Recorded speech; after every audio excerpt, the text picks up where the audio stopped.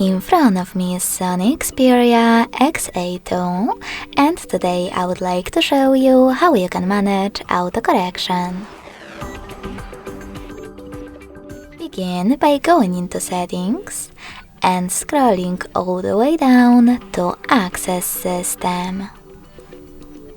Now select Languages and Input, On-Screen Keyboard, and SwiftKey Keyboard.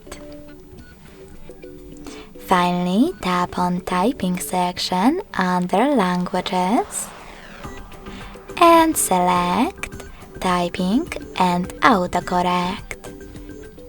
Lastly, click on this switcher next to Autocorrect feature to turn it off or on.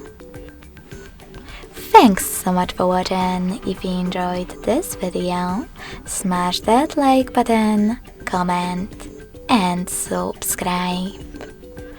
Bye!